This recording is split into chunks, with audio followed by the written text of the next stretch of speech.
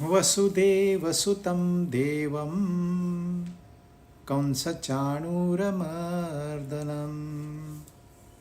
देवकी परमानन्दं कृष्णं वन्दे जगद्गुरुम्।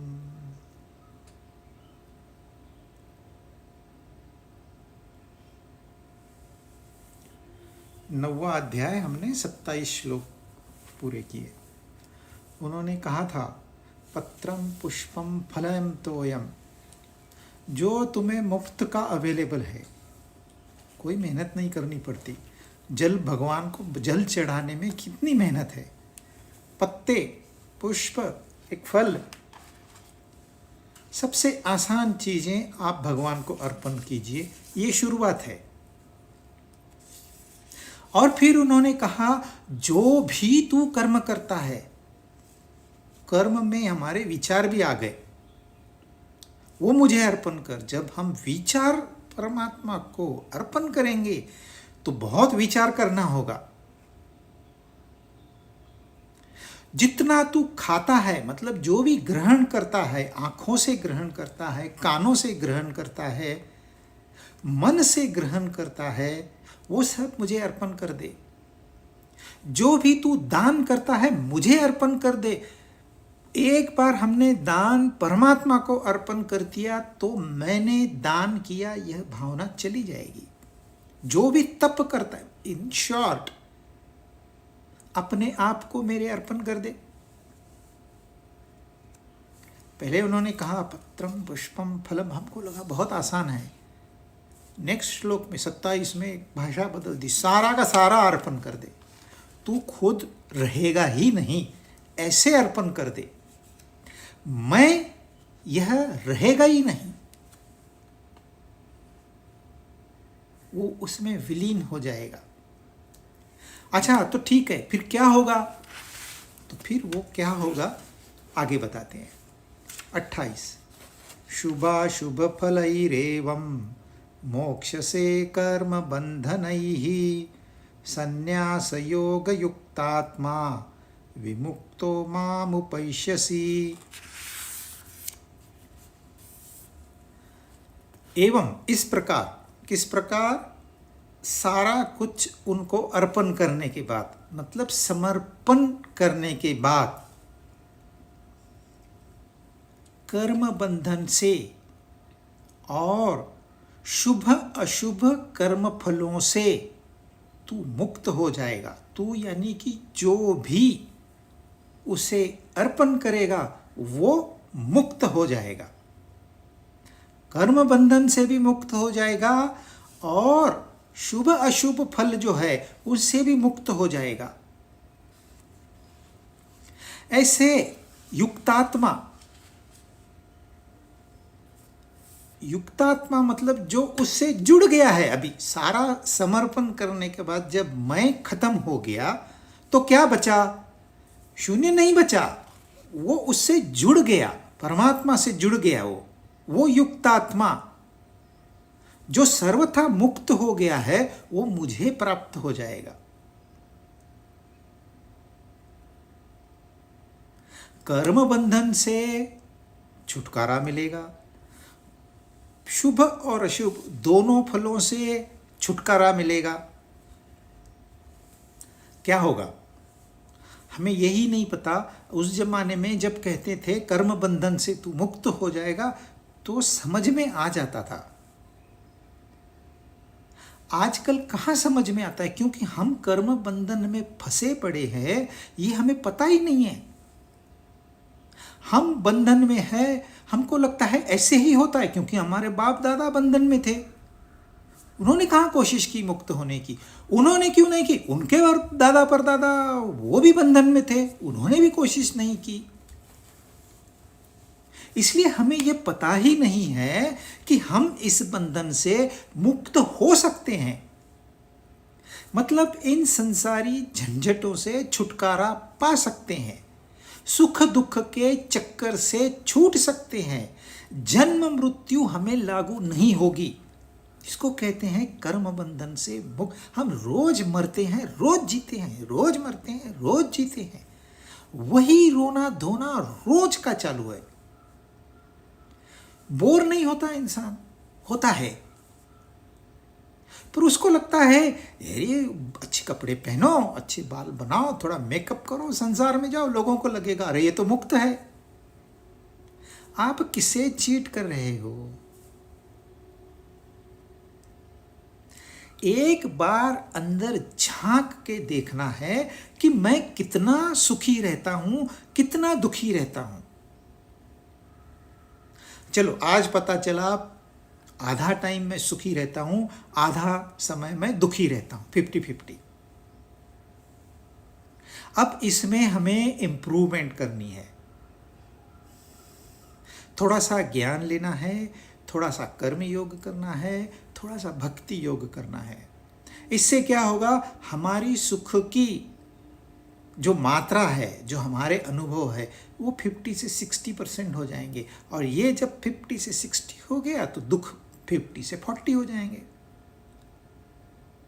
फिर 70-30, फिर 80-20। इस तरह से हम अपना उद्धार करते जाएंगे और बंधनों से मुक्त होते जाएंगे। किसको बंधन अच्छा लगता है? भले पिंजरा सोने का हो, हमारा स्वातंत्र्य तो उसने हर लिया। भले हीरे से जुड़ा हुआ, बहुत चमकीला, बहुत अट्रैक्टिव आंखों के लिए, संगीत बजता है उसमें, तरह तरह की सुगंधें आ रही है, आपको स्पर्श मिल रहे हैं जैसे चाहिए वैसे, बहुत अच्छी तरह का भोजन मिल रहा है आपको, रोज पकवान बनते हैं आपके लिए, लेकिन है तो हम जेल में ही। ये हमको नहीं चाहिए। इनकी क्या कीमत है? पहले मुझे मुक्त करो, ये मुझे मिले नहीं मिले कोई परवाह नहीं, ये हमारा एटीट्यूड होना चाहिए। और वो कहते हैं ये मुमकिन है, खाली क्या करना है, शुरुआत तुम पुष्प से करो, फल से करो, पत्र से करो, जल से करो शुरुआत, बाद में धीरे धीरे बढ़ा के सारे कर्म, अच्छे बुरे सारे कर्म, सारे तुम्हारे पुण्य, पाप भी, पाप तो कोई करेगा नहीं, क्योंकि एक बार आध्यात्मिक मार्ग पे आने पे फिर पाप नहीं होता है। पर ये अहंकार बना रहता है कि मैं पुण्य कमा रहा हूं। पाप तो ये भी बड़ा पाप है, यह अहंकार को बढ़ावा देना यह भी पाप है।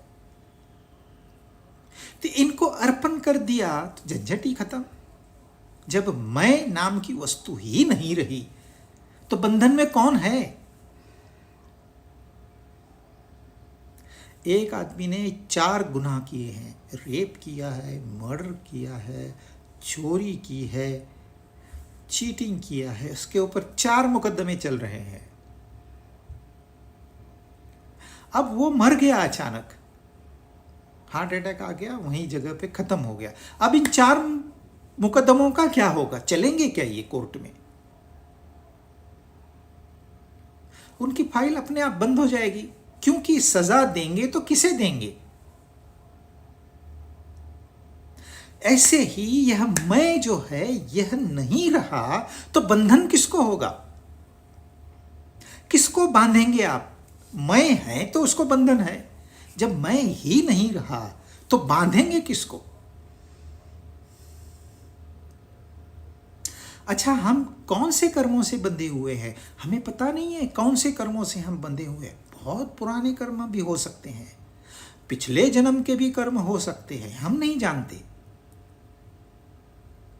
हम बस इतना जानते हैं हमको रोज सुख दुख का अनुभव करना पड़ता है, मतलब हम बंधन में हैं, इतना ही जानते हैं। कई जन्म पुराने कर्म भी हमें आज बांध के रख सकते हैं, उसको कहते हैं संचित कर्म।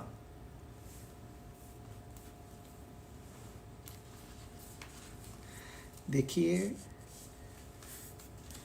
मेरा दोस्त आ गया, कहता है मैं यूरोप घूम के आया हूं, बहुत मजा आया, बहुत मजा आया। तू नहीं गया अभी तक? नहीं, मैं नहीं गया। एक बार तो जाना ही चाहिए। वो चला गया, वो चला गया, लेकिन वो जो विचार है मेरे खोपड़ी में भर के चला गया। अब मैं सोचता हूँ, अरे यूरोप जाना मतलब क्या करना है? उसको पासपोर्ट चाहिए, उसको वीज़ा चाहिए, किसी एजेंट के थ्रू बुकिंग चाहिए, पैसे चाहिए। अच्छा कितने पैसे चाहिए? 2 लाख रुपए चाहिए। चलो 2 लाख तो मैं जुड़ा सकता हूँ, कोई बहुत कठिन काम नहीं है। पासपोर्ट तो मेरे पास है। तो ये विचार मेरे दिमाग में चल रहे हैं, अब तक उन्होंने कॉन्क्रीट शेप नहीं लिया है। करेंगे, देखेंगे, जाएंगे, ऐसे ही चल रहा है। पर एक दिन वो इच्छा प्रबल हो गई मेरी, अभी जाना ही है, चलो बुकिंग कर लेते हैं इस समर वेकेशन में। पर अचानक मैं बीमार पड़ गया। बीमार पड़ गया तो मेरा सारा ध्यान बीमारी पे आ गया। फिर मेरे डॉक्टर के चक्कर शुरू हो गए, हॉस्पिटल के चक्कर शुरू हो गए, लेबोरेटरीज के चक्कर शुरू हो गए, फिर आयुर्वेदिक ट्रीटमेंट लो, फिर होम्योपैथी ट्रीटमेंट लो, फिर नेचुरोपैथी लो। कई महीने बीत गए, बीमारी ठीक नहीं हो रही। अब मेरा पूरा ध्यान मेरी बीमारी पे है, पैसे खत्म होने को है। पर मेरा जो वो फॉरेन ट्रिप का प्लान था उसका क्या हो गया, वो मैं भूल चुका हूं। लेकिन विचार एक जबरदस्त शक्ति है, वो पावर है। एक विचार पूरे संसार को बदल के रख सकता है, इतनी उसमें ताकत है। तो वो जो विचार है, वो जो मेरी कामना थी, जिसने प्रबल रूप ले लिया था, वो गई कहां? वो कहीं नहीं गई। वो है, वो संचित रूप में है, और वो मुझे तंग करती रहेगी। जब भी मुझे फुर्सत मिलेगी वो आके मुझे परेशान करेगी। इंसान परेशान क्यों होता है? ये उसके संचित कर्म है। चाहे मैं भूल चुका हूं, भूलना भी ये परमात्मा की कृपा से ही होता है, नहीं तो इंसान सो भी नहीं पाएगा। एक दुख अगर आप भूल ही नहीं सकते तो जिएंगे कैसे? इसलिए परमात्मा कृपा करके उसको भुला देता है। मैं भूल चुका हूं, पर मेरे संचित कर्म है, वो रहेंगे। अब मैं ठीक ठाक हो गया, पर मैं उसको भूला ही रहा। मैं काम करता हूं, अच्छे से जीता हूं, बैंक बैलेंस वापस से अच्छा हो गया, सब कुछ फर्स्ट क्लास चल रहा है, पर फिर भी मुझे उसकी याद नहीं है। 1-2 साल बीत गए ऐसे ही। अचानक एक दोस्त आया, बोलता है अरे मैं यूरोप जा रहा हूँ, चलेगा क्या? चलूँगा। अरे ये चल, अभी चलता हूँ मैं। चल एक काम कर, अभी गया, अभी 25,000 रुपया ट्रांसफ़र कर एजेंट को। तुरंत 25,000 रुपया ट्रांसफ़र कर दिया। ये प्रूफ है कि ये मेरे संचित कर्म है। इससे साबित हुआ, यदि मेरे संचित नहीं होते तो मैं कहता नहीं, मुझे नहीं इंटरेस्ट, मुझे नहीं जाना। आप एक ही सवाल 10 लोगों को पूछिए, जिसका संचित होगा वो तुरंत कहेगा। 1 या 2 जिनका संचित होगा वो कहेंगे चलो मैं आता हूं। 2-3 कहेंगे नहीं यार, हम तो घूम के आए, हमको कोई अभी इंटरेस्ट है ही नहीं। बाकी 5-6 कहेंगे यार क्या है, कहे के लिए यूरोप जाना है, अपना खुद का शहर तो तूने देखा नहीं है ठीक से, कहाँ इतना दूर जाता है, हमको नहीं है इंटरेस्ट। क्योंकि उन्होंने कभी वैसा विचार किया नहीं है, तो उनके संचित कर्म जमा नहीं है। तो ये संचित कर्म हमें आज न कल पछाड़ेंगे ही। हमें उनका पता नहीं है। कामनाएं हमारे मन में भरी पड़ी है, लेकिन हमें पता नहीं है। जब तक वो परिस्थिति निर्माण नहीं होती तब तक वो बीज अंकुरित नहीं होगा। बीज है, अंकुरित नहीं होता है। हम बंधन में है, क्योंकि वो अंकुरित नहीं हुआ है, हमें पता नहीं है। कर्म बहुत बड़ा शास्त्र है, इसको समझना इतना आसान काम नहीं है। बड़े बड़े संत भी फेल हो जाते हैं। तो ये ध्यान देने योग्य बात है, इसके ऊपर विचार होना चाहिए कि क्यों मैं इस बात पे दुखी हुआ। सिमिलर दूसरी बात थी, उस पर तो मुझे कोई दुख नहीं हुआ। एक ने मेरा अपमान किया, मैंने तो और उसको माफ कर दिया, वो क्या है, उसे थोड़ी सीरियस लेते हर बार। दूसरे ने किया, मेरी नींद उड़ गई। ऐसा क्यों? ये सब हमारे संचित का परिणाम है। और इन संचितों को हम कैसे खत्म करेंगे? हर एक सिचुएशन आपके सामने आएगी तो आपको पता चलेगा संचित है कि नहीं। इतना वक्त नहीं है हमारे पास, 100 साल यूं बीत जाएंगे पता भी नहीं चलेगा। लेकिन यदि हम समर्पण कर देते हैं अपने आप को, तो जब मैं ही नहीं रहा तो मेरा संचित कहां से आएगा?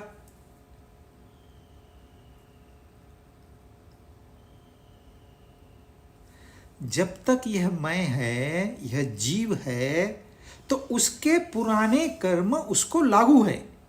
जो मैंने कल प्लान सोचा था आज के लिए, वो मुझे लागू है, क्योंकि मैंने सोचा हुआ है, प्लान है वो अपने लिए। अरे जब मैं ही नहीं रहा तो प्लान कहां रहा? इसका मतलब मैं मर जाना ऐसे नहीं, खाली हमने मैं को समर्पित कर दिया। तू कर बाबा, तेरा काम है, अभी मैं खत्म हो गया हूं, मैं हूं ही नहीं, मैं तेरी कठपुतली हूं। जैसे नचाएगा मैं नाचूंगा, तू चाहेगा मैं यूरोप जाऊं मैं जाऊंगा, तू चाहेगा नहीं जाऊं नहीं जाऊंगा। अब मेरे संचित समाप्त हो चुके हैं। कोई आके कहता है मुझे यूरोप चलेगा, यार मुझे तो कोई खास इंटरेस्ट, टिकट मैं देता हूं। अच्छा ठीक है, तू टिकट देता है, मैं चलता हूं। मतलब परमात्मा की आज्ञा है मुझे, तू टिकट लेके आया है, उसने ही तो टिकट भेजा है मेरे लिए।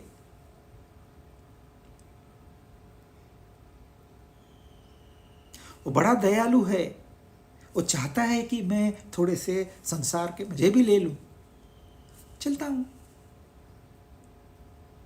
अच्छा फिर बोलेगा नहीं यार, मैंने प्लान तो किया था, अभी कैंसिल किया, मेरे पास इतने तेरे लिए पैसे नहीं है, मैं अकेला जाता हूँ। नो प्रॉब्लम, वो बड़ा कृपालु है, उसको पता है मैंने नहीं जाना है, क्योंकि संचित नहीं है, क्योंकि मैं नहीं है, तू ही तू है। वो कहेगा जाके 5 स्टार होटल में खाना खा के आएंगे, वो कहेगा आज भूखा रह लेंगे, वो कहेगा रूखी सूखी खा लेंगे, जैसे उसकी आज्ञा।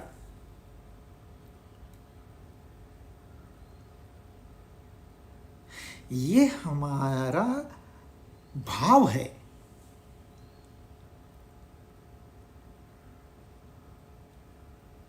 तो कर्म बंधन से मुक्त होने का मतलब सिर्फ प्रॉब्लम्स खत्म हो गई, रेस्ट एवरीथिंग रिमेन सेम। और हमें चाहिए तो चाहिए भी क्या? हमें तो कर्म बंधनों से छुटकारा ही पाना है, चाहिए भी वही। लेकिन हमारा ध्यान जाता है और कहीं, हम ऐसे कर्म करते हैं कि और बंधन में फंस जाए, और बंधन में फंस। उसने गाड़ी ली, मैंने क्यों नहीं ली? उसकी गाड़ी बड़ी है, मेरी गाड़ी छोटी क्यों है? उसकी साड़ी सफेद, मेरी साड़ी सफेद क्यों नहीं है? कर्म बंधन में फंसते जा रहे, घुसते जा रहे उसमें जबरदस्ती, किसी ने इनवाइट भी नहीं किया है। और वो कह रहे हैं तू अर्पण कर दे अपने आप को। जब तू ही नहीं, जब ये मैं ही नहीं, कोई ईगो नहीं, अहंकार नहीं, तो फिर बंधन कैसा? एक छोटा सा फॉर्मूला। अच्छा खाली कर्म समाप्त हुए तो ठीक है, लेकिन कर्मों के फल भी हमारे बैलेंस है, चाहे शुभ कर्म हो चाहे अशुभ कर्म हो।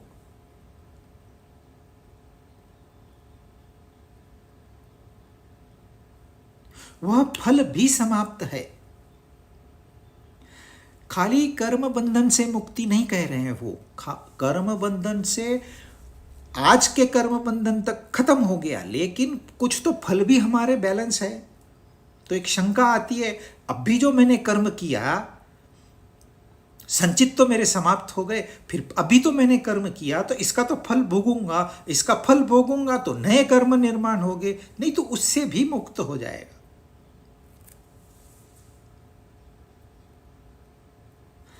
हम क्या करते हैं, कर्म करते हैं, कर्म हो रहा है,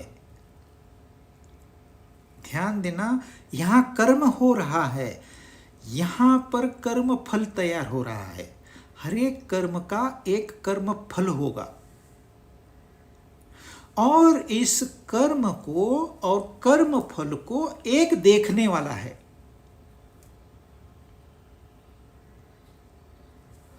कर्म है, कर्म फल है, और एक दोनों का दृष्टा है।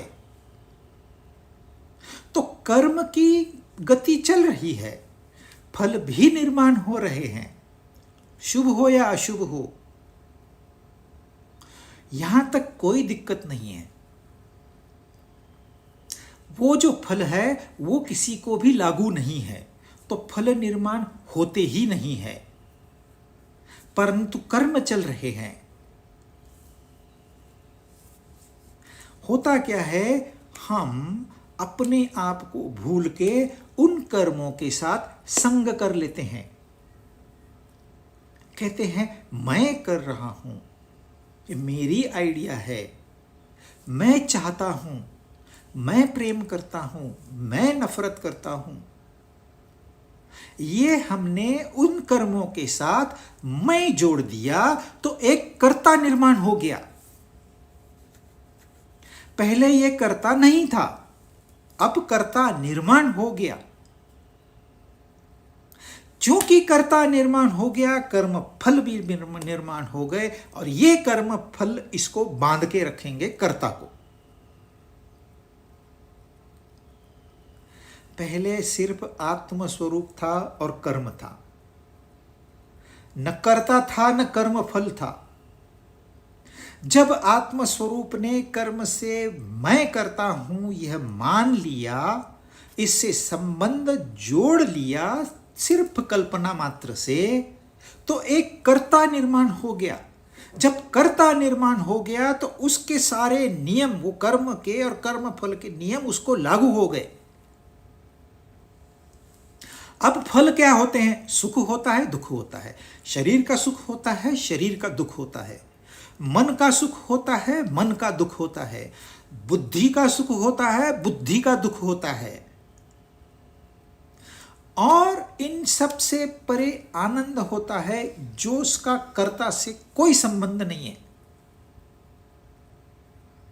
जब कर्ता निर्माण हो गया तो सिर्फ सुख और दुख उसको लागू है, आनंद उसको लागू नहीं है, क्योंकि जब वो कर्ता बना, कर्म से संबंध जोड़ा, आनंद को छोड़ दिया उसने।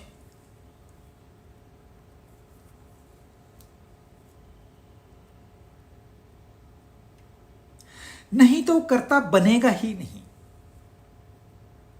अब सुख आता है, कहता है मैं सुखी हूं, दुख आता है, कहता है मैं दुखी हूं।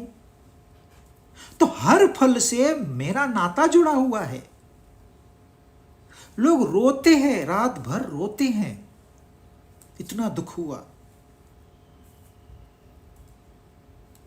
क्या खाली वो एक छोटी सी इवेंट जिम्मेदार है? क्या कोई थर्ड पार्टी जिम्मेदार है उसको? नहीं, क्योंकि हमने अनजाने में इस कर्ता को जन्म दिया है, तो वह दुख उस कर्ता का है। कर्ता खुद कहता है मैं दुखी हो रहा हूं, घोर अपमान हो गया मेरा, घोर।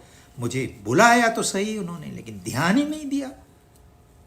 अरे मैं इतना इंपॉर्टेंट आदमी हूं और मुझे पूछा तक नहीं। सब काल्पनिक है, सच्चाई इसमें कुछ भी नहीं है। इन फलों के साथ हम जुड़ गए हैं, कोई वजह नहीं है, कोई कारण नहीं है। अब वो क्या कह रहे हैं, करता है ना, तू मुझे अर्पण कर देना, पूरा का पूरा करता। फिर उस आनंद स्वरूप में आ गया। जैसे ही आनंद स्वरूप में आ गया, सारे सुख दुख समाप्त, सुख भी समाप्त, दुख भी समाप्त, वो मुक्त हो गया। कर्म है, कर्म है, महान संत हो गया, इसके लिए कर्म नहीं है ऐसे नहीं है। बहुत लोग आध्यात्मिक क्षेत्र में आने के बाद कुछ कर्म ही नहीं करते, छोड़ देते हैं। और जो कबीर जी थे वो तो इतने महान संत थे, लोग उनके लिए जान देने को तैयार थे। एक और दो पांच नहीं, हजारों लोग अपनी जान कुर्बान देने को तैयार थे। और वो क्या करते थे, वो कपड़ा बुनते थे। इतने महान संत वो कपड़ा बुनते थे, वो कपड़ा बुन के बाजार में बेचते थे। उनको कोई जरूरत नहीं है, उनके लिए रोज 100 कपड़े तैयार हो सकते हैं, 100 के 100 बिक सकते हैं और बहुत धन भी आ सकता है।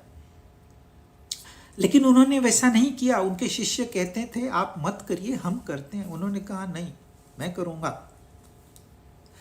कर्म उन्होंने जारी रखा। अगर वो कर्म छोड़ देंगे तो शिष्य भी कर्म छोड़ देंगे। उनका प्लान अलग था, उन्होंने बताया नहीं किसको।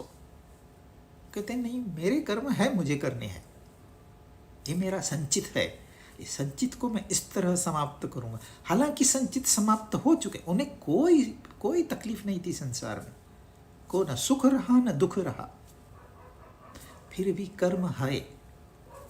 तो कर्म है, आनंद स्वरूप है, सब कुछ अच्छे से चल रहा है।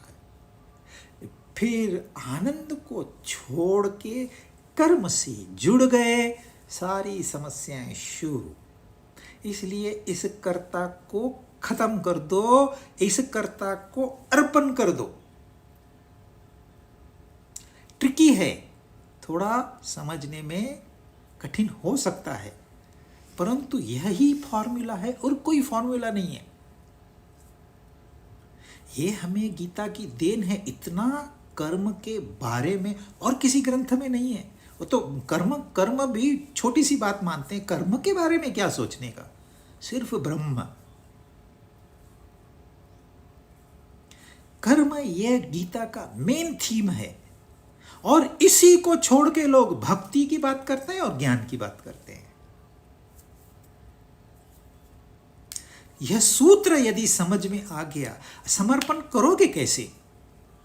बगैर ज्ञान बगैर भक्ति के समर्पण हो ही नहीं सकता।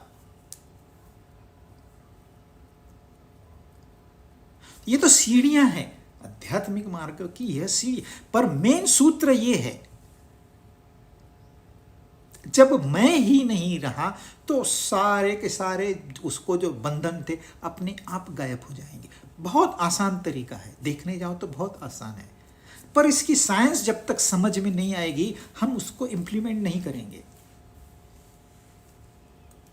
हमारे सनातन धर्म में ही सिर्फ मोक्ष की बात है और कहीं नहीं। 4 स्तंभ होते हैं, धर्म, अर्थ, काम, मोक्ष। कितने समाज, कितने लोग सिर्फ अर्थ अर्थ और अर्थ, 3 खंबे है ही नहीं, एक ही खंबे पे खड़े हैं। आप सोचो क्या जीवन है उनका। यहां एक भिखारी था, मर गया, रास्ते में पड़े पड़े मर गया कुत्ते की तरह। जब उसके झोपड़ी में सामान ढूंढा गया तो 50 लाख रुपए निकले। मतलब जिंदगी भर वो भिखारी बन के रहा, मरने के बाद तो वो अमीर हो गया। अब क्या इसे ऐसे अमेरिका क्या अमेरिका क्या फायदा उसको? वो सरकार जमा हो गए पैसे, अब क्या करेंगे, कोई वारिस भी नहीं है वहां। तो जिंदगी भर तुम कमाते रहे, कमाते, भले भीख मांगते रहे। हमको लगता है रास्ते का भिखारी ही भिखारी होता है, नहीं, महलों में भी भिखारी रहते हैं। मुझे दो, मुझे दो, मुझे दो, मांगते रहते हैं। जो मांगते रहता है वो भिखारी है। सिर्फ धन। अरे कभी तेरे पास 50 लाख पड़े हैं, 500 रुपए वाला शर्ट तो पहन, एक 5,000 वाली पुरानी फटखटारा स्कूटर तो ले ले। लेकिन वो काम ना आ ही नहीं रही। सिर्फ कांचन, सोने का भगवान बनाया, उसकी पूजा कर रहे हैं। दिखने में ऐसे आता है ये लोग भी पुजारी है, लक्ष्मी के पुजारी है, लेकिन वो सिर्फ धन के पुजारी है। उनका पूरा कंसंट्रेशन धन पे है, कोई कामना भी नहीं है। ऐसे नहीं है कि चलो भाई पैसा है चल के एंजॉय करते हैं, वो भी नहीं है, सिर्फ धन, सबसे लोएस्ट। दूसरे हैं हम कमाएंगे, खाएंगे, मजा करेंगे, चलो होटल में चलते हैं, चलो घूमने चलते हैं, चलो शादियों में चलते हैं। अरे हमारे शादी में कम से कम 2 खोखे खर्च करने ही है हमने, बस। शादी कैसी होगी, क्यों होगी, ये दुय्यम है। पहला ये है कि हम इतना खर्च करेंगे, हमारी कामना है भाई, हमारी इच्छा है, हमारा पैसा है। मेजॉरिटी लोग यहां फंसे पड़े हैं, काम और अर्थ, कांचन और कामिनी। बैंक बैलेंस चाहिए और स्त्री चाहिए, भोग चाहिए, भोग के लिए धन चाहिए। मेजॉरिटी लोग यहां फंसे पड़े हैं। उनको लगता है हम सही है, लगता है। फिर इससे ऊपर कोई उठता है धर्म की राह पर। आजकल कौन सा धर्म धर्म रहा? रिचुअल्स कोई धर्म नहीं है। रिचुअल खाली ऊपर का कोटिंग है, पैकिंग है। अंदर जो छुपी हुई चीज है वो तो हम जानते ही नहीं है, सिर्फ पैकिंग देख के खुश हो रहे हैं। मेरा पैकिंग तेरे पैकिंग से बढ़िया है, मेरा भगवान तेरे भगवान से बड़ा है। हो गया झगड़ा शुरू। आज धर्म के नाम पर अधर्म ही हो रहा है। एक दूसरे को काटने पे लोग तैयार है, तलवारें तैयार है उनके घर में, बंदूकें तैयार है, बम तैयार है, बस आप थोड़ा सा प्रोवोक करिए, शुरू। धर्म, धर्म क्या होता है? धर्म की व्याख्या पता नहीं है, कहते हैं हम बड़े धार्मिक है। और सबसे जो ऊपर उठ चुका है वो धर्म में भी ध्यान नहीं देता। मोक्ष, धर्म अर्थ काम, तीनों से मोक्ष, वो मोक्ष की यहां बात कर रहे हैं। मोक्ष बड़ा गहन विषय है। 18वां जो अध्याय है, मोक्ष संन्यास योग। मोक्ष संन्यास होने के बाद गीता खत्म होती है। नहीं हुआ मोक्ष तो फिर से एक से शुरू करना है। यदि मोक्ष हो गया सब समाप्त, फिर आपको करने योग्य कुछ नहीं बचता है। जो भी आप करोगे बोनस, उसमें समाज का, देश का, दुनिया का भला होगा। कभी आपके हाथ से बुरा काम नहीं होगा। तो उस मोक्ष की, मोक्ष से संन्यास योग, इसके लिए संन्यास योग होता है। संन्यास मतलब छोड़ देना, योग मतलब आगे बढ़ना, जोड़ना। किससे? उस परमात्मा से, उस आनंद स्वरूप से। जैसे हम सीढ़ी चढ़ते हैं तो पहला नीचे की स्टेप छोड़नी होती है, उसका संन्यास करना होता है। वैसे ही इस संसार में यदि हमें कोई भी उन्नति करनी हुई तो संन्यास करना ही होगा। और संन्यास होता है अपनी कामनाओं का। ये कामना है, ये इच्छा है, ये वांट्स, ये डिजायर्स, यही तो बाधा बन के पड़ी है। इन्होंने ही तो सारा सत्यानाश करके रखा है। हमको लगता है ये कामना पूरी हो जाएगी तो मैं सुखी हो जाऊंगा। वो कामना पूरी हो जाएगी तो मैं सुखी हो जाऊंगा। जिसकी शादी नहीं हुई वो बड़ा रागी है, शादी होते ही वैरागी हो जाता है। उसको पता है एक इच्छा तो पूरी हो गई लेकिन 4 इच्छाएं पैदा हो गई, अब क्या करें। इसका एक इच्छा पूरी कर दी, इसमें प्रॉब्लम नहीं है। 4 इच्छाएं आपकी और निर्माण हो गई, इसमें प्रॉब्लम, क्योंकि पत्नी ऐसी चाहिए, पत्नी ने ऐसा खाना बनाना चाहिए, मेरी ऑर्डर सुननी चाहिए, कितने डिमांड्स सेम पति के बारे में। तो ये वैरागी होके भी मतलब नहीं है, आप 4 गुना तो फंस चुके हो। अब क्या करोगे? इससे अच्छा है चुपचाप बैठो और जैसे चलता है चलने दो, शांति से।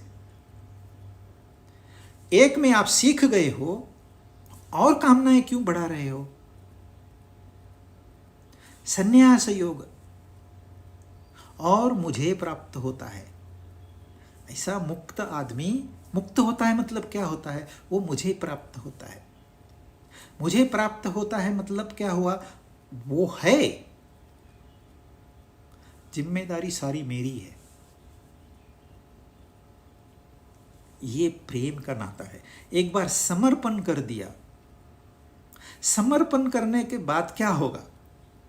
जो उसकी इच्छा होगी वैसे आप चलोगे। 13 13 13 नानक जी गिनती कर रहे थे, 1 2 3 10 11 12 13 13 पे उनकी सुई अटक गई। 13 13 बच्चा नानक। और फिर बड़े होके वो गुरुदेव बन गए, गुरु नानक देव जी बन गए। बच्चे में सारे गुण थे। 13 अपना कुछ है ही नहीं। उन्होंने ये नहीं कहा मैं कुछ कर रहा हूं, नहीं, सब कुछ उसका ही है। क्या बदल हो गया? चेंज क्या हो गया? वह जो अहंकारी नानक था वो खत्म हो गया, वह समर्पण हो गया। और गुरु नानक देव जी पैदा हुए, he is a representative of that supreme power.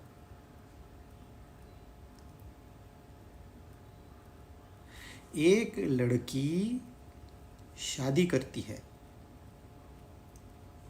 और अपने पति को पति मान लेती है। अब इस पति के मानने से उसके जीवन में आमूलाग्र परिवर्तन हो गया है। जो उसका पुराना अहंकार था, मैं ये हूं और मैं वो हूं, उस पूरा समाप्त हो गया। अब वो पति की पत्नी है, पति के नाते जो भी करना है करेगी। लोग कहते हैं हम बुद्धिमान लोग हैं, हम अक्ल वाले हैं, वी आर इंटेलेक्चुअल्स, हम इंटेलेक्ट डेवलप करेंगे, फिर हम मन को काबू करेंगे, हम इंद्रियों पे काबू करेंगे, और जब हम मन और इंद्रियों पे काबू करेंगे परमात्मा को हमारे यहां प्रकट होना ही पड़ेगा। अब ऑर्डर कर रहे हो। इस पत्नी ने कौन सी बुद्धिमत्ता इस्तेमाल की एक पति को अपना मानने में? Is it an intellectual decision? क्या कहीं ऐसा ट्रेनिंग प्रोग्राम है पति को पति कैसे माने? क्या ऐसा कोई ग्रंथ है, शास्त्र है? Overnight she has changed, overnight. एक शादी क्या हुई, सारा बदल गया। वो मेरा, मैं उसकी। इसमें निर्णय बुद्धि का नहीं है, इसमें निर्णय स्वयं का है। और जब स्वयं का निर्णय होता है तो बुद्धि भी गुलाम होती है वहां, क्योंकि बुद्धि भी संसारी वस्तु है। वह एक करण है हमको दिया हुआ, जैसे मन है, जैसे आंखें हैं, जैसे कान है, वैसे बुद्धि है। जुड़ी हुई संसार से, उसके ऊपर भरोसा करके यदि वह लड़की बैठी रहेगी तो बैठी ही रहेगी। इसलिए बुद्धिमान लड़कियों की शादी नहीं होती जल्दी। जो अपने को मानती है, असल में वो बुद्धिमान नहीं होती, वो मानती है हम तो बड़े इंटेलेक्चुअल है, मानते रहो। तो यहां वो क्या करें, मुझे प्राप्त होगा मतलब क्या, उससे एक रूप हो गया। जैसे वह लड़की पत्नी बनकर पति से एक रूप हो गई, ओवरनाइट यह चेंज हो गया है। इसमें कितना 10 दिन लगे, क्या 15 दिन लगे, कि 6 महीने लगेंगे, ऐसे कुछ नहीं है। उसने निर्णय ले लिया, आप भी से इस वक्त से ये मेरा पति है, खत्म, मेरे तो गिरधर गोपाल, दूसरो न कोई, दूसरा कोई नहीं, एक ही। बहुत बार परमात्मा कहते हैं वो मुझे प्राप्त होगा, मुझ में विलीन होगा, वह आनंद स्वरूप। इसका क्या मतलब है? मतलब यही है, उसकी जो आइडेंटिटी है, जिसकी वजह से वो फंसा पड़ा है, वह आइडेंटिटी ही समाप्त हो गई, तो उसका जितना फास्ट था सब चला गया, उस लड़की का पास्ट चला गया। वैसे ही भक्त का जितना जो पास्ट था वो चला जाएगा। तो वो कहते हैं वो जो सर्वथा मुक्त हुआ है, सर्वथा मुक्त मतलब विमुक्त, अब वो वापस बंधन में फंसने वाला नहीं है, क्योंकि वो मुझे प्राप्त हो चुका है। अब आप पति की नजर से पत्नी को देखिए, अब तो वो मेरी हो चुकी है, इगोइस्टिकली मेरी नहीं। वो तो फिर और एक बंधन हो गया उसके लिए, पति के लिए। लेकिन वो दो नहीं रहे, यह बात आप देखिए, वो लड़का अलग है, लड़की अलग है, लेकिन पति पत्नी के रूप में वो दो अलग नहीं है, वो एक ही कुटुंब के दो आधार स्तंभ है, एक ही रथ के दो पहिए हैं।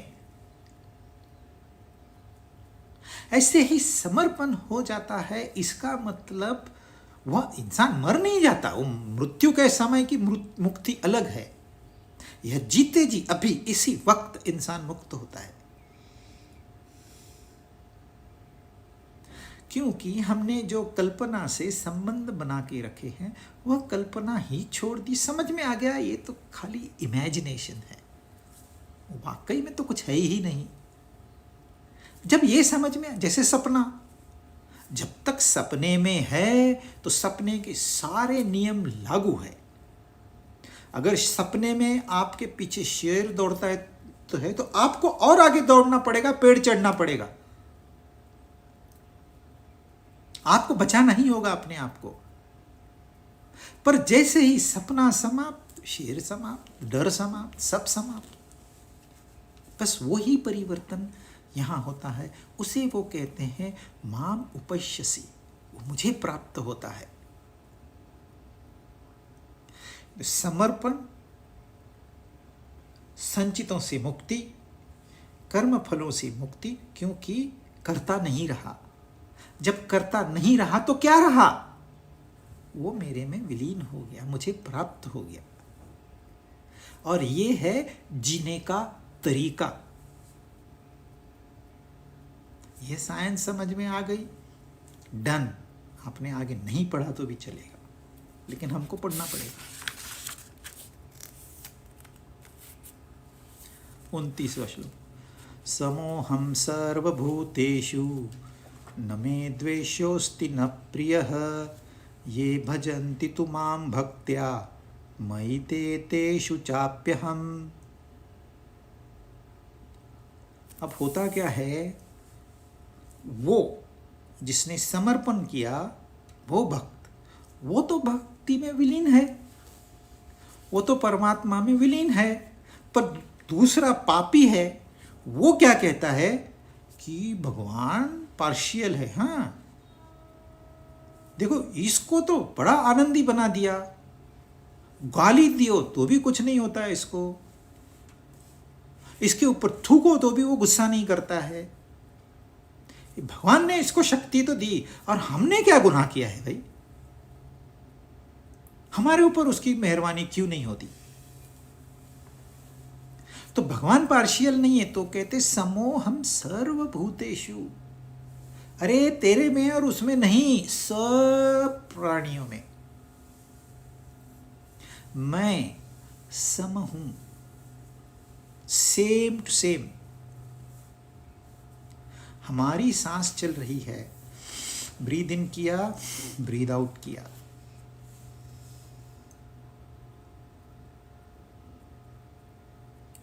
मैं संपूर्ण प्राणियों में समान हूं। न तो मेरा द्वेष, यानी कि मेरे लिए कोई भी द्वेष करने युक्त नहीं है, और न ही कोई प्रेम करने जैसा है। परंतु जो प्रेम पूर्वक मेरा भजन करते हैं वो मुझ में है और मैं उनमें हूं। मैं सब में समान हूं, और जो मेरा भजन करते हैं वो मुझ में है और मैं उनमें हूं। पहले तो ये देख लीजिए समान हूं का क्या मतलब है। सबको ऑक्सीजन चाहिए। थोड़ी देर के लिए यदि ऑक्सीजन आपको डिनाई किया जाए तो ये बताने के लिए आप बचेंगे ही नहीं। अच्छा, खाली हम लोग मनुष्य लोग लेते हैं क्या? नहीं, सारे प्राणी, सारे पक्षी, वो मछलियां होती है ना, वो भी पानी में से ऑक्सीजन सोख लेती है, हवा को निकाल लेती है, उनके पास वो टेक्निक है। यदि पानी में ऑक्सीजन की मात्रा कम हो जाए तो वो जी नहीं पाएंगी, और यदि ऑक्सीजन की मात्रा बढ़ा दी जाए जैसे कि हवा में है तो भी वो जी नहीं पाएगी। तो वहां उनको कम ऑक्सीजन की जरूरत होती है, तो पानी में कम ऑक्सीजन होता है। हमको ज़्यादा ऑक्सीजन की जरूरत है तो हवा में ज़्यादा ऑक्सीजन है। परंतु यह सांस चला कौन रहा है? लिया छोड़ा, लिया छोड़ा, एक कौन नियंत्रित करता है इसको? कितनी सांसें आपने लेनी है 1 मिनट में? हाथी ने कितनी सांसें लेनी है? चींटी ने कितनी सांसें लेनी है? वो बैक्टीरिया ने कैसे ऑक्सीजन लेना है? यह सब निश्चित है, प्री प्रोग्राम्ड है। तो सब में समान होने से वही एक शक्ति सबको संचालित कर रही है। ऐसे नहीं हो सकता है कि एक इंसान बड़े अच्छे से सांस ले रहा है, छोड़ रहा है, और दूसरे को उपलब्ध ही नहीं है ऑक्सीजन। फिर तो परमात्मा पार्शियल हो गया, मैं तुझे दूंगा और इसको नहीं दूंगा। उसने सिस्टम डिजाइन करके आपको भेजा है, आपके जो सारी यंत्रणा है एक सूत्र में बंधी हुई है, और उस सूत्र के हिसाब से ही वो चलेगी। फिर चाहे चींटी का शरीर हो, चाहे हाथी का शरीर हो, चाहे शेर का शरीर हो, चाहे इंसान का शरीर हो, क्योंकि नियंत्रण करने वाली शक्ति सब में समान है। इसलिए वो कहते हैं मैं संपूर्ण प्राणियों में समान हूं। न तो कोई मेरा द्वेषी है, यानी कि न तो मैं किसी का द्वेष करता हूं, न तो मुझे कोई प्रिय भी है। I am impartial, unbiased. द्वेष किसका करोगे? प्रीति किससे करोगे? किससे आपका लगाव हो सकता है?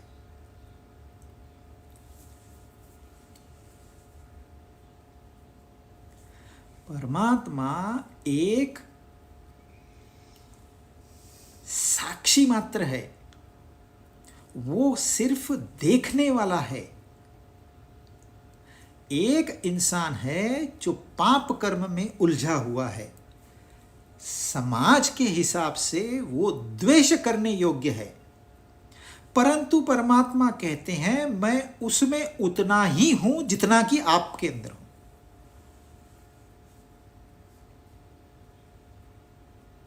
उन्होंने सारी शक्ति देके इंसान को भेजा है, साथ साथ यह स्वतंत्रता दी है कि आप पाप कर्म करो या आप पुण्य कर्म करो। यह स्वतंत्रता दी है। हम पुण्य कर्म उसकी ऑर्डर से नहीं करते, ये अपना निर्णय है। हम पाप कर्म उसके ऑर्डर से नहीं करते, ये हमारा निर्णय है। यह स्वतंत्रता इंसानों को दी गई है, प्राणियों को नहीं।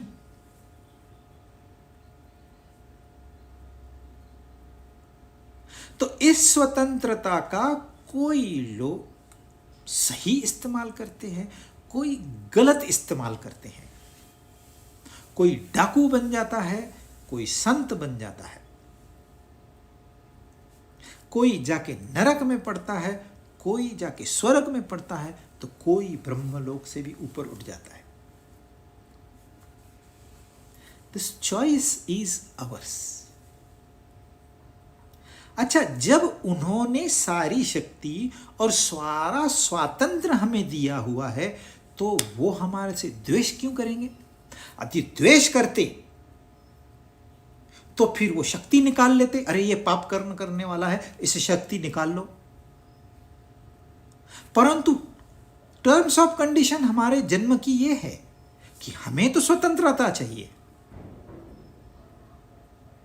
हम जहां चाहे वहां जाएंगे, जैसे घूमना है घूमेंगे, पहाड़ी पे जाएंगे, नालों में जाएंगे, नदियों में गिरेंगे, समंदर में घुसेंगे।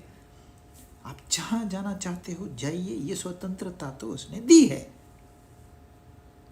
अब वो कैसे कहेगा कि मैं इससे द्वेष करता हूं? इसलिए वो कहते हैं मैं सब में समान हूं, न कोई द्वेष करने योग्य है, न कोई प्रीति करने योग्य है। ये तो खेल है, ये तो लीला है। चोर पुलिस खेलते हैं हम, तो किसी को चोर बनना होता है, नहीं तो गेम कैसे होगा? ऐसे थोड़ी होता है चोर का रोल कर रहा है तो मतलब ये पापी इंसान हो गया, द्वेष करने लायक है वो? नहीं, वो तो रोल की प्ले कर रहा है। जिस दिन पुलिस वाला पैदा हुआ उसी समय चोर पैदा हुआ, जिस समय डॉक्टर पैदा हुआ उसी समय पेशेंट पैदा हुआ। तो कौन प्रीति करने योग्य है और कौन द्वेष करने योग्य है? ये आपके कर्म है, ये कर्म फल आपको भोगने हैं, जीव को। इसमें परमात्मा का कोई संबंध नहीं है। इसलिए वो कहते मैं सब में सम हूं, सब में वही शक्ति है, सबके अंदर दिल की धड़कनों को मैं चलाता हूं। वो पंप अपने आप चल रहा है। कैसे उसको प्रोग्राम किया है? जो हार्ट ट्रांसप्लांट करते हैं उसकी वीडियो देखिए आप, हैरान अंगेज वीडियो रहती है। How is it possible? उसको ऐसे दबा के शुरू छोड़ देते हैं, वो शुरू हो जाता है। क्या प्रोग्राम है, क्या सिस्टम है उसके अंदर? दिन हो रात हो, बीमार हो ठीक हो, दौड़ता हो शांत बैठा, दिल चल रहा है, पंप चल रहा है। क्योंकि वो है, उसने जो योजना बनाई है वो योजना परफेक्ट है। हम उसको इम्परफेक्ट बना लेते हैं। अगर यदि मुझे क्लियर दिखाई देता है और लेकिन मैं काले रंग का चश्मा पहन लूं तो मुझे काला दिखाई देगा। अब काला, संसार तो काला है नहीं। मैं पैदाइशी काला चश्मा पहन के आया हूं तो मुझे तो सब काला ही दिखाई देगा। लेकिन यह मेरा चॉइस है। एक बार मैंने इसको निकाल के फेंक दिया तो फिर संसार काला नहीं है। तो अगर नीला पहन लिया तो संसार नीला हो गया, पीला पहन लिया तो संसार पीला हो गया। यह मेरा चॉइस है, मैंने संसार को कैसे देखना है। संसार क्लियर कट सुंदर है क्योंकि जिसने बनाया वो बहुत सुंदर है। उसकी बनाई हुई कोई चीज कुरूप नहीं हो सकती। हमारा नजरिए में प्रॉब्लम है, हमारे विजन में प्रॉब्लम है। जाके आंखें चेक कराइए और उसको ठीक कराइए किसी गुरु के पास से। वो सम है। हमारे कर्म हमारे साथ चलते हैं, वो कभी हमें नहीं छोड़ेंगे। यदि हमारे कर्म में ठोकर लिखी है तो हम ठोकर खाएंगे। हमारे कर्मों में टांग टूटना हमने किए हुए कर्म है, उसने थोपे हुए नहीं है, उसने सिर्फ कानून बनाए हैं। आप ये कर्म करो ये फल है, ये कर्म करो वो फल है, एक्स कर्म करो एक्स डैश फल है, वाई कर्म करो वाई डैश फल है। उन्होंने नियम बना दिए हैं और नियम बदलने वाला नहीं है। चाहे एक बच्चा अग्नि में उंगली डाले या बड़ा उंगली डाले, दोनों समय उंगली जलने वाली है। नियम है, आप अग्नि में उंगली डालोगे, उंगली, ये नियम है। आप डालनी है नहीं डालनी है ये आपके ऊपर है। हम डालते हैं अब फिर रोते हैं भगवान ने हमारी उंगली जला दी। भगवान का इसमें कोई रोल नहीं है, वो सम है। न उंगली डालने वाला दोषी है, न उंगली न डालने वाला बहुत अच्छा है, दोनों चल रहे हैं। देखिए एक दृश्य है, बड़ा सुंदर दृश्य है। उस दृश्य को देखने वाला एक दर्शक है। वो सुंदर है ये कौन कहता है? दृश्य स्वयं नहीं कहता, दर्शक कहता है बहुत सुंदर है। लेकिन इन दोनों से अलग एक दृष्टा है जिसने दर्शक को देखने की शक्ति प्रदान की है और उस दृश्य को सुंदरता प्रदान की है। जो महिलाएं होती है वो दृश्य होती है और जो पुरुष होते हैं वो दर्शक होते हैं। इसलिए महिलाएं बाहर निकलती है, सज धज के निकलती है, क्योंकि देखने वाले वहां पर मौजूद है, दर्शक है। घर में कोई दर्शक नहीं है, पति थोड़ी पत्नी को देखते रहता है, तो उसको तैयार होने की जरूरत नहीं है।